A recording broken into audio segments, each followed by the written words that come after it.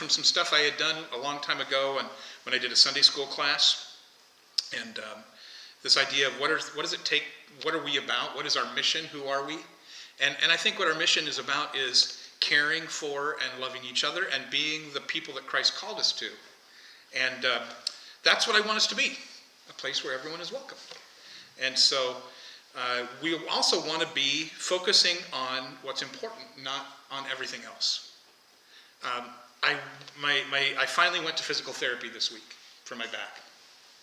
I almost didn't because I was feeling better. Do you ever think, like, I am in pain, I cannot stand it, I'm calling the doctor, please get me an appointment at the PT clinic. And then they were like, well, the first time we can get you in is a month and a half from now. And over that month and a half, everything kind of started feeling better. Then I thought, well, I don't need to go anymore.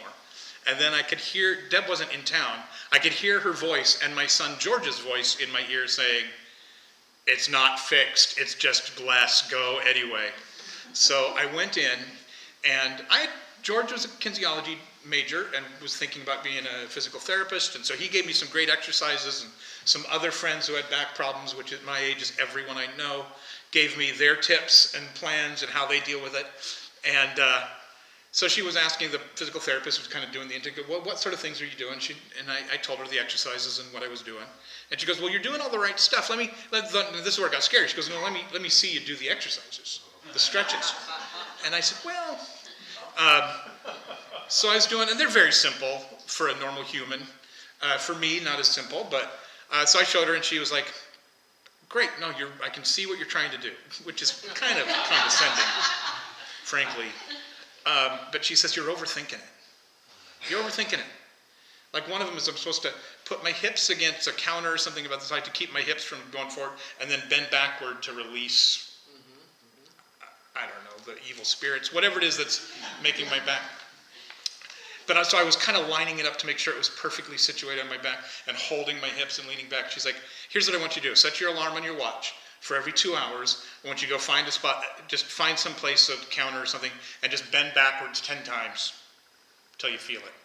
And she goes, don't think about it, don't plan it. She goes, all you're trying to do is release that spine juice. Well, I don't know what it is, but, and she was right. Oh my goodness, it worked so much better than me really kind of thinking and planning and working on it. I actually relaxed. And I was like, oh, she's onto something. I need to quit overthinking it, quit adding so much. And that's really what I want us to focus on today. This is a message I've given twice to this church. The very first Sunday after Jim left, and it was the first Sunday after Jim had been gone. And then I think it's a good thing to remind us of this idea. We want to be simple church. We don't have a lot of programs at this church, you'll notice. Partly because we're all exhausted, right? I want your burden to be light.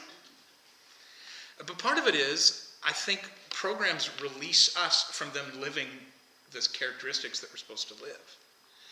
That we can get into a program that takes care of it for us and we just show up, wear the t-shirt, and go home. And this is the time of year that churches traditionally launch programs. I saw a supercut on YouTube of all these churches' commercials. And they say the same stuff. Let's live life, let's do life together was one.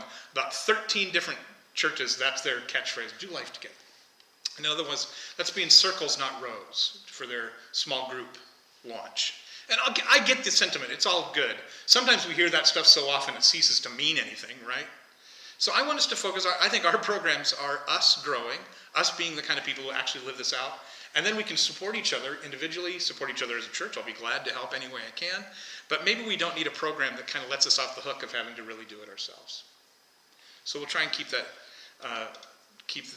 in mind. So we're going to look at what we mean by a simple church.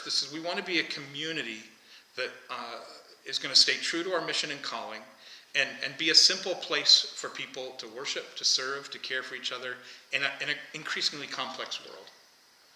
I don't know if the world is more complex, I just think we know about it so much more. We know about everybody's business everywhere in the world. And so people are still people, they still need Christ, we still need to care for each other and love each other.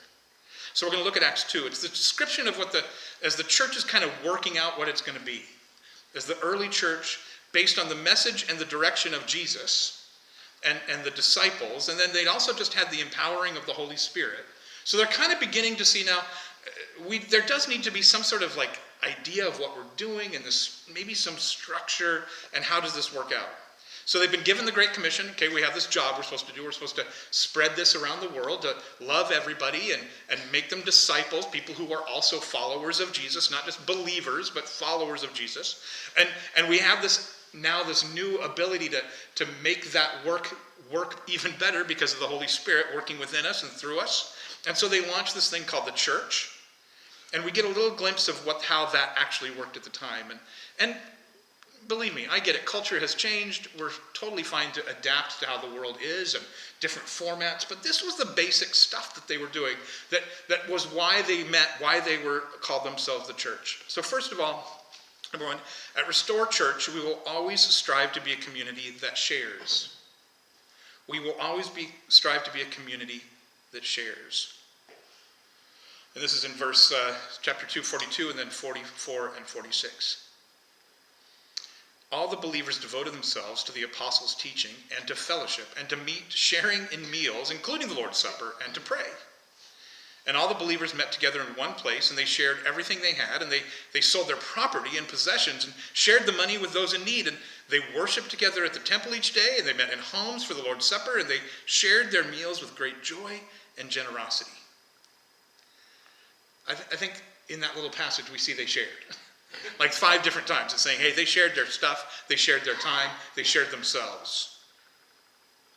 Being devoted to God, they understood and witnessed in the teaching and example of Jesus that they needed to actually, tangibly care for others. It was one thing to say, we care about you. It was one thing to say, we care about the marginalized. It's one thing to say, we care about the needy. It was another thing to actually go out and do that. And the way they did that was not a program. The way they did that was like, hey, come to our house for dinner.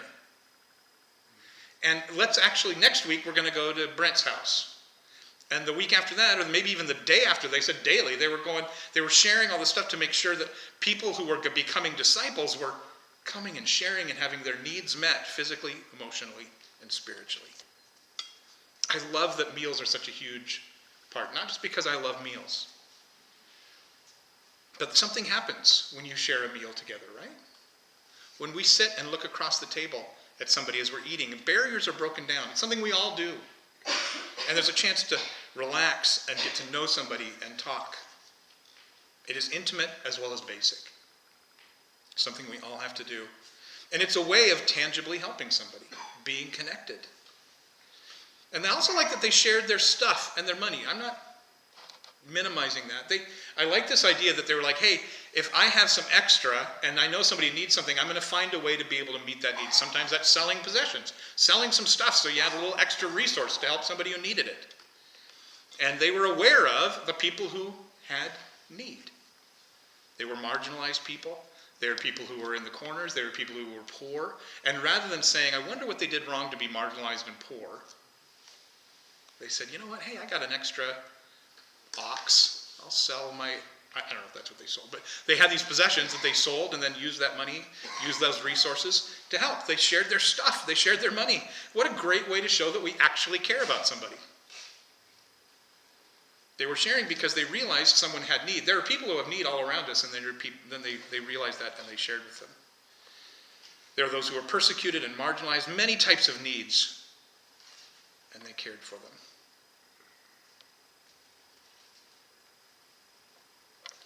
I like this idea, too, that they all had needs. They were all marginalized. Some of them had more, some had less, and they shared with each other with the understanding that we are going to be in this together. It might be, today I get to be the one sharing. Tomorrow it might be, you get to be the one sharing, because all have need. They shared in everything. And their worship, their time together was a time to remember Jesus. They got together for the Lord's Supper, one of the meals they had, not just pot roast and casserole.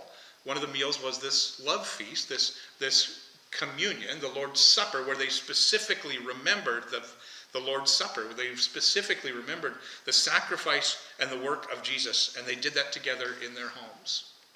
We do that together. We're going to do that next week in the way that we do that, a way we've worked on that, where we take bread and wine and we think about it.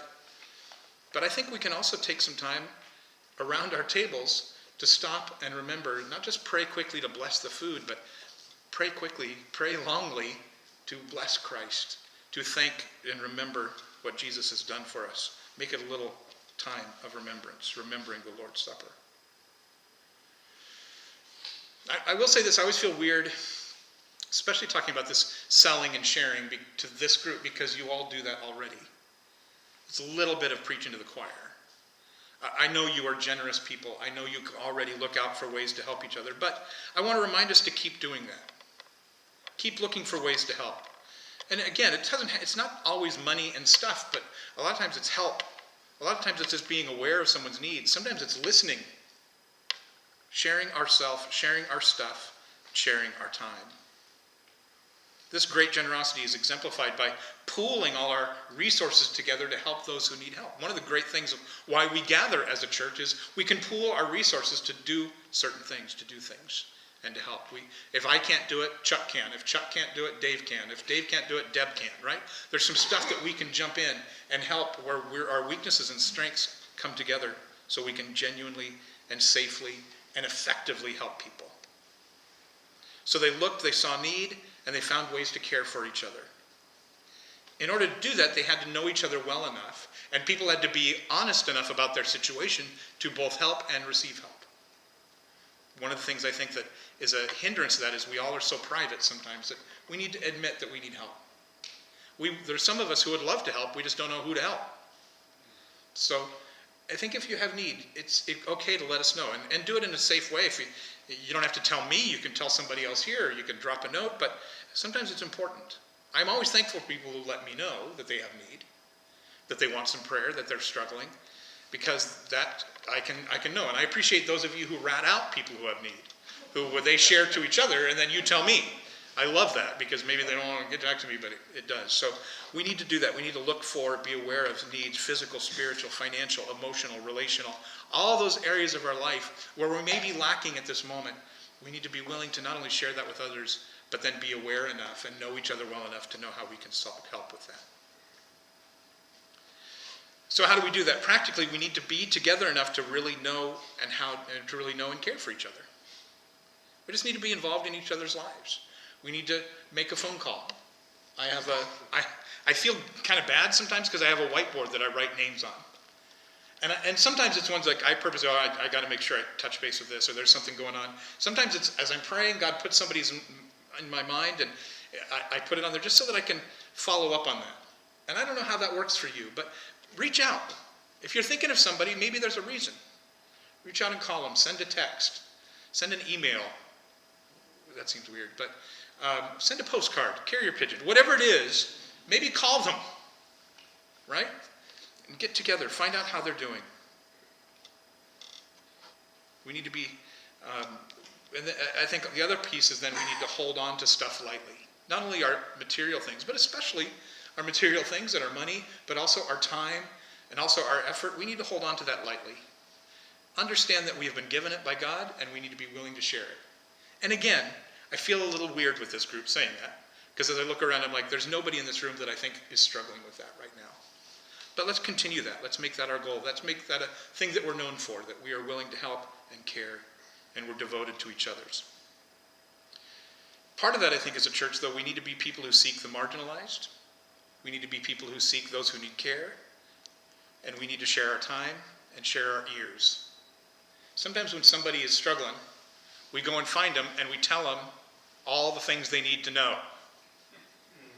I think it's important to maybe listen, to hear what they think they need. When I was coming out of addiction, when we were kind of trying to pull ourselves out of that, there were times that there were things we needed that other people thought they knew what we needed, when it was hard sometimes to say, this is what we actually need. We need someone to watch the kids. We need someone to give rides. We need someone to sit and listen. And it was important to be able to speak that. So I think when we want to help, we need to listen. Have our ears open more than our mouths.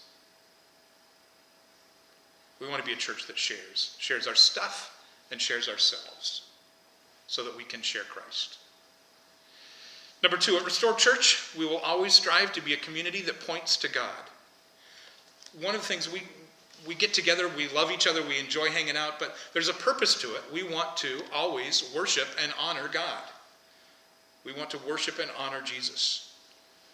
Verse 23, a deep sense of awe came over them all, and the apostles performed many miraculous signs and wonders. I want to foster, I hope this group fosters a deep sense of awe all the time. That God would care for us, that God knows us, that God not only sent his Son, but he's involved in our lives daily, that allows us to pray, that allows us to approach him, that allows him to work through us and on us. The awe was of God because he was the one who did those miraculous things through people. I think the temptation, and how many times do the apostles keep saying that? We're doing these miracles. This is not about me being magic. This is not about me having a superpower. This is God using me to help people. The deep sense of awe was not because they saw this magic tricks happening. It was because they saw God using normal people to reach into lives. I got to admit, when I read this, I think one of the miracles is that people were selling their stuff and sharing with each other. It's kind of not the normal way. God is changing hearts. God is making people love each other in ways that are not normal, that are not achievable by just human kindness. That there was a deeper God-based affection that caused the rest of the world to be in awe of the God who those folks in that church were worshiping. They worshiped together in verse 46. And verse 47 it says they were praising God. The awe of God because of a correct, accurate view of God. I want us to be in awe of God because we see him as he is. We are loved, and we know that we are loved right where we are, and that should cause us to be in awe of a loving God.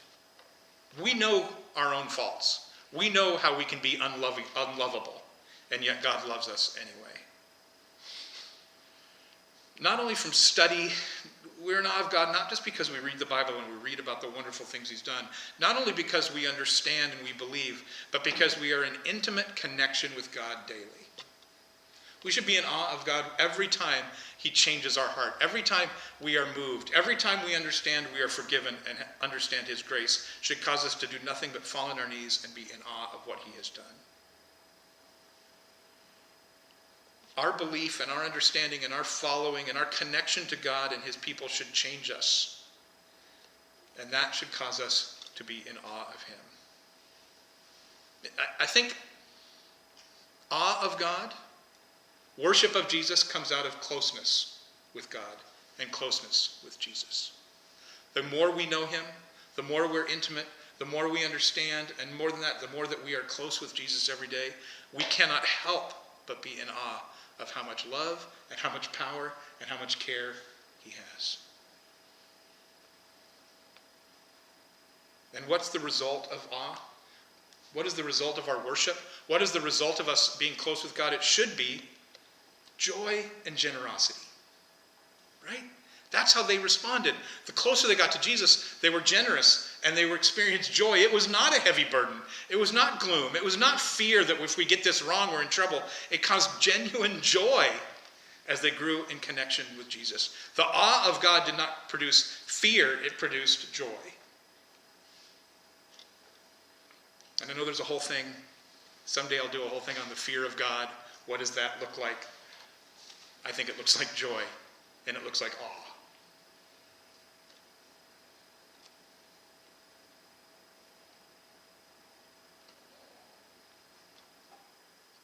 The teaching that allowed them to be in awe of God was teaching by the apostles in verse 42, that they got together for the teaching of the apostles. And what was it that they were teaching? Were they teaching from the scrolls? No, they were not learned men. Were they teaching the prophets and the writing? No, they were teaching about their intimacy and experience with Jesus. That's what they were teaching. This is what Jesus told us. Their experience, their learning this is what Jesus said, and this is how he lived it, and this is how we need to follow him. And that brought very religious culture to have awe of God. Imagine seeing a group of people who not only knew the truth, but suddenly were saying, no, we've actually lived it, we've seen it, we've experienced it, and this is how to live it. That was what made people in awe of God. learning what was important to Jesus, learning what Jesus taught, a new law of love rather than a law of law, made them be in awe of God, to feel and know that you are actually loved by the God of the universe. So we learn from teaching. We want to be in awe of God because of what we learn about him, but most of all, I want us to be in awe of God because of how we are in relationship with him. How that we are in daily connection, that our connection with Jesus, our connection with God grows every day through prayer and through study and through asking the Spirit of God to continue to motivate and change us. The foundation of that will always be truth and grace. The foundation of that relationship will always be understanding the grace that is extended and the truth of his love. We need to be devoted and committed not to a program or institution or an organization or to just our old habits, but to Jesus, and express this by how we care for and love for each other. We want to honor and worship the real Jesus as he was, what he taught and how he lived, not our version of him. Love always points to God. So we want to worship seriously. We want to worship consistently. When we come to worship, whether it's through readings, whether it's through singing, whether it's through learning, whether it's through sitting around a table and practicing the Lord's Supper, whether it's through connection, whether it's through prayer, we always want to take that serious and realize how fortunate we are to have a connection with a loving God and be able to experience that today. And then that can happen all the time, consistently. We can worship and we can connect and we can be in awe of God every minute of every day. Thirdly, at Restore Church, we will always strive to be a community that is growing. Acts 2:47. And all the while praising God and enjoying the goodwill of the people. Let me read that like a human. All the while praising God and enjoying the goodwill of the people. And each day the Lord added to their fellowship those who were being saved. There's something about the intimacy and the impact of God through Jesus on their lives and the shared, that generated a reputation that was good one, that was attractive, that might have been confusing. It was different than what they'd experienced with God and religion. But it caused people to come and be curious and join them. They had a good reputation. I got to say, we're in a time where the church doesn't always have a good reputation. From all aspects of society, sadly. I'll tell you what's weird, sometimes being a pastor. People don't have a great view. It used to be maybe pastors kind of got a benefit of a doubt. We certainly don't get that anymore. I was, my little part-time thing at Home Depot, was talking to another employee who, when he found out, oh, you have another job, what do you do? And I said, I'm a pastor of a little church in Paulsville. And he said, oh man, did you hear about, and he fill in the blank of the latest pastor that had fallen from grace. And I said, yeah, that's tragic. And realizes he's looking at me going, what's your deal? So I usually get rid of that by saying, well, I was an addict for like 15 years. Let's get that out of the way first. I got my stuff. But we want to have a good reputation, not through marketing, not through promotion, not through looking good, but by being good. People who just love God and love each other. And that shows up by where they're in awe of God and it brings joy. And they like hanging out with each other and they take care of each other. They don't just say they love each other, they actually do love each other. So much that they go to each other's houses for dinner. So much that they share their stuff. They're so intimate with God that they sometimes can even do miracles that clearly, we know that guy. He couldn't do a miracle if it hit him on the head. But God used him.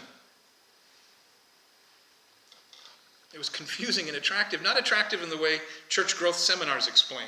I have been to many. Read many books. And there's some grains of truth. There's some good stuff. Doesn't mean we shouldn't try and improve and do better.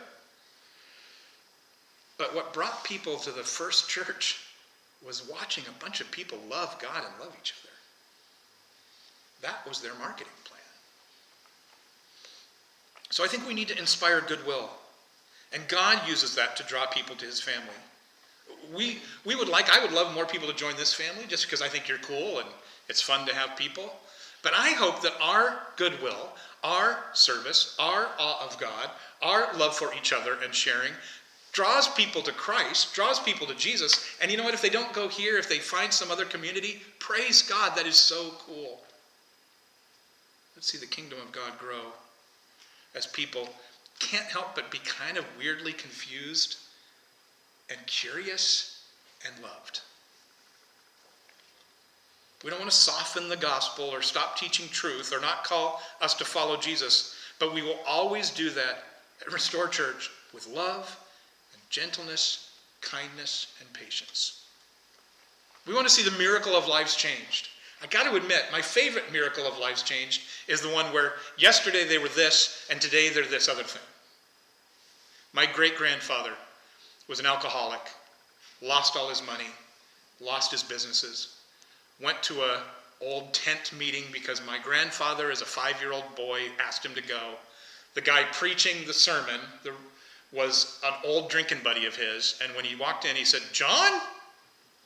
And my great-grandfather walked down the aisle, prayed the prayer, went home and repented to his wife, became a missionary, and life changed. I love those kind of stories. That's kind of cool. I wish that was my story. It took me 15 years for the miracle to happen when I was using. Still think it's a miracle. Just a long miracle. We need to continue to be people who are sharing the gospel with loving kindness, with patience to let God's miracle work out in his time. We don't need to be impatient. God used signs and wonders, right? They were in awe because of the signs and wonders. I think we have some of those in our family. I think we see some of that. Any of us who have experienced love, grace, and restoration of Jesus have experienced a sign and wonder. Our lives changed is a miracle. There are people who were jerks. Their just nature was to be a jerk. And they came to Christ, and they're not jerks anymore. That's a miracle. When was the last time you saw someone's personality change on their own? No. God changed them. The miraculous story of an addict coming clean. The miraculous story of someone who was unloved being loved. The miraculous story of someone who had depression and is now surviving. The miraculous story of someone who was stingy becoming generous. From death to life, from darkness to light. We are all miracles who can talk about wonders and signs. Maybe they're not the ones we'd like. Maybe they're not the showy ones. But even in this church, we've had people actually healed. We've had people who have unexplained healing. We've had people who were one thing and are now another. Those are the signs and wonders, and I think we need to be willing to share those. One of the criticisms, not criticisms, but one of the things that they said when we did this big, remember we did this big survey poll process? One of the things that they said that was tangible that I need to be better at was that you need to share victories. We need to celebrate our victories. And I think those are signs and wonders. How were we changed? How did God work in our life? We need to remember it, we need to rehearse it, and we need to tell it. And not just grow, I think that'll help the kingdom of God grow and maybe Restore Church grow, but beyond that I think we need to be people who are growing individually. As we grow together, we grow individually, we also grow together. God does that, and he uses our own growth, our own closer understanding of him as we become closer and closer to living the teachings and example of Jesus. We will continue to grow closer to him, and that's growth. Not preparing for some Bible quiz someday. It's good. We need to study the Bible. We need to understand it, but we need to understand Jesus more.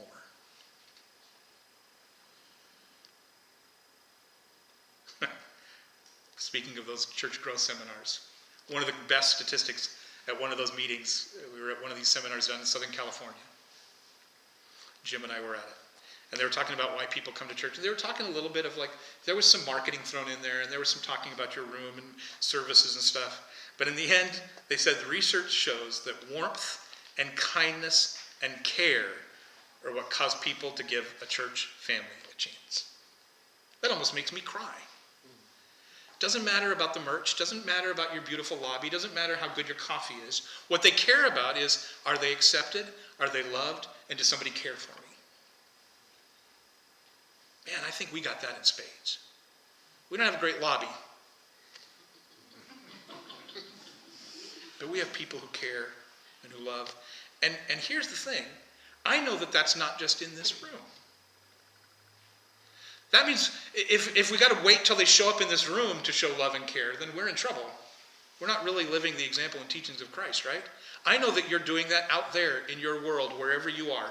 You're caring for people. You're loving them. You're showing them acceptance. And it's because of Jesus working in your life. And eventually, you just can't help but show that. You know the guy who's a huge Seahawks fan? He's got a Seahawks tattoo, always wearing the gear. And if you ever sit down to have a conversation with him, eventually it's going to be about the Seahawks. That kind of should be us. We don't have to set out, we don't have to have a plan, we don't have a 3x5 card that teaches us how to share the gospel. We should just be people who love God and love people. And as we're in conversation with people, it kind of leaks out. Because we're close to God. We're close to each other. Specifically, how do we grow? I think we need to grow in ourselves. We need to consistently be before God, in awe of him, learning what he taught, learning his example, and working to live with that, asking the Spirit of God to change us and to allow us to help others, that we are generous and loving. But specifically, how do we do that? We don't have a program for it. I am so sorry. I don't have a list of 3 things to do. And we don't have visitation night. But you know what you do have? Your life. It says seek and to save. Seek and save. That's relationship. How do we do that? You need to keep your eyes open for people who have need. People who are marginalized. People around you who need somebody to listen to them, to care for them, and to love them. And then we need to tangibly help. Maybe that's, like I said, listening. Maybe it's getting a cup of coffee. Maybe it's calling once a week to see how they're doing. Maybe it's doing work at their place. Maybe it's finding ways to serve. Not just the people in this room, not just the people who are part of our club, but people around us in general. Show that love tangibly. Listen, care, provide. That's evangelism. Not shouting on the corner with a bullhorn. Evangelism is going to your neighbor and sharing your overabundance of butternut squash. That's a very specific thing, I know, but my neighbor came over. We've been trying to proselytize each other for years. He goes to a different church, and we're the nicest people in the world to each other. But and I love it. I know in his mind, he's like, I'm going to get him. I'm like, no, you're not. But I'm going to get you. But just caring for people around you. The platform that we have to share the love of Christ is not a sign in our yard. Right? It's not a bullhorn that we yell. It is a changed life that we share with the people around us.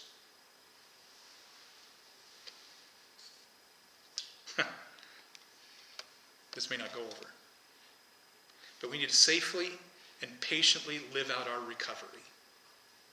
I have had more opportunity to share Christ because of my recovery than all of preaching and all of camps. We're all in recovery for something. Jesus is changing us from who we were to who he wants us to be. And we're in the middle of working through that. And sharing that journey, sharing that with people around us, that's how I think God uses that more than just about anything else. Rather than having all the answers, maybe just having all the questions. And sharing how Jesus has brought you through that with warmth, with awe of God, as you share how he is changing our lives. From the law of rules, to the law of love of Jesus. So we need to ask, do we have the goodwill of the people? I think Restore does, to be honest. The only people who don't like us sometimes are other religious people. But whenever I hear about us out in the wild, people like you. And I think we need to then, how do we do that? We need to be people who care about loving, not always care about being right all the time. We need to speak well of others. When someone says, I go to this church, oh, that's fantastic. Wonderful. Tell your stories with kindness and gentleness. Invite people to know Jesus. Throw this last one in. We love our enemies. We're called to love our enemies. Not just the nice, people who actually don't like who we are. Listen to them, help them, care for them. We don't defeat them by arguing or having a better argument or want their destruction. What does love mean? It means we care for, we show affection for, and we care. We don't need to change them to be faithful. We need to be faithful ourselves. And lastly, we gather because we love each other, not because of a program. I was watching something the other night that was reminded me is a church softball league. It was in some show. There was a moment that it was a church softball league. Have any of you ever played in a church softball league? There is more evil in a church softball league. If you want to see who people really are, it's not true. I had a great time. But there would be moments where stuff would come out. And I was like, you know what? Maybe it might be a better thing than a church softball league where the Baptists are playing the Presbyterians. And you know what might be better is just, do you like softball and do you have some friends? Make a softball team. Join City Rec Softball and live out the teachings and the example of Christ. And be gentle and kind and maybe not swear as much. Go to the dog park. Get to know some people. Have a dinner party. Invite people to your house for dinner. Taco Tuesday. Taco Wednesday, actually. Tacos are great across the board, mainly. Right?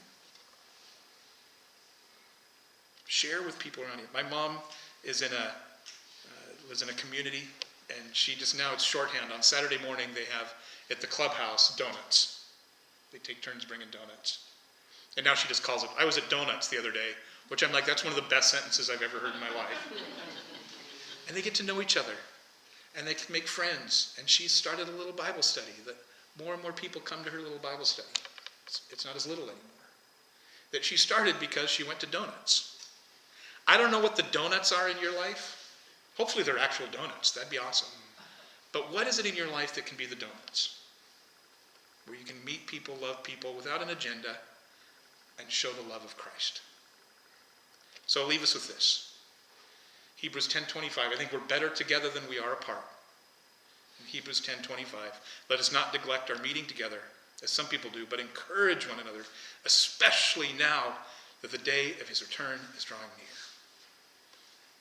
May we be people who are in such awe of God that we share our lives, our stuff, and our hearts with each other and our neighbors, so that we enjoy the goodwill of those around us and welcome others into the community of Jesus. Thank you guys so much, and we will see you next week.